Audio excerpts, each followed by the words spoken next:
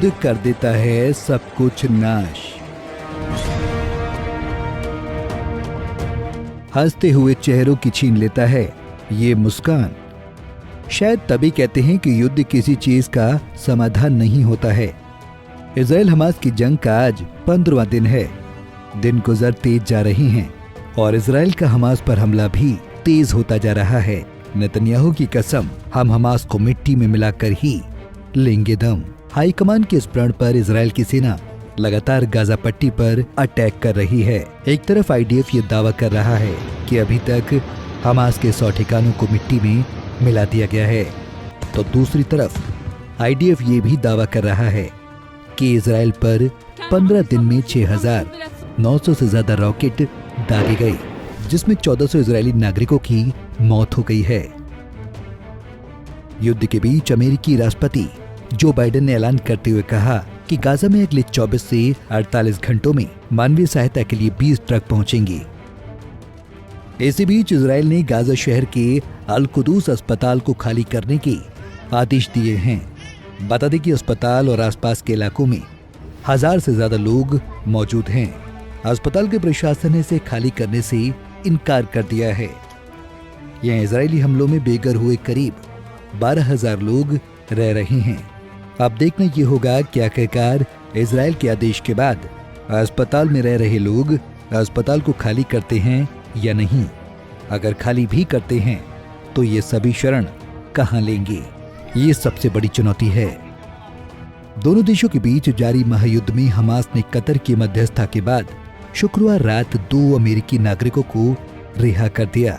ये दोनों माँ बेटी का नाम जूडिथ और नताली बताया जा रहा है। जंग शुरू होने के बाद ये पहला मौका है जब हमास ने किसी बंधक को छोड़ा है। हालांकि 200 लोग अभी भी हमास के कब्जे में हैं। वहीं मिस्र के राष्ट्रपति अब्दुल फतेह अल सीसी के नेतृत्व में इजराइल और फलस्तीन के बीच जंग रुकवाने के लिए एक सम्मेलन किया जा रहा है, लेकिन काहिरा में हो रहे इस समिट में हमास और इजराइल का कोई प्रतिनिधि शामिल नहीं है। अब देखना ये होगा कि सम्मेलन का नतीजा कितना सफल साबित होता है। इधर अमेरिकी राष्ट्रपति जो बाइडेन ने अमेरिकी संसद से $105 अरब का इमरजेंसी फंड रिलीज करने को कहा है। इनमें से $10.6 अरब की मदद इजराइल को दी जाएगी और इसके अलावा $61.4 अरब यूक्रेन को हथियार और दूसरे जरूरी सामान खरीदने के लिए दिए जाएंगे। उधर इजराइल पर हमास और हिजबुल्लाह के बाद यमन के हुती विद्रोही भी हमले करने लगे हैं। इस हमले से आप समझ सकते हैं कि कैसे यहाँ पर चारों तरफ से इजराइल पर अटैक किया जा रहा है और कैसे ये युद्ध विश्व युद्ध में तब्दील होता हुआ नजर आ रहा है। इस बीच इजराइल ने भी गाजा से निपटने के लिए वॉर प्लान बना लिया है।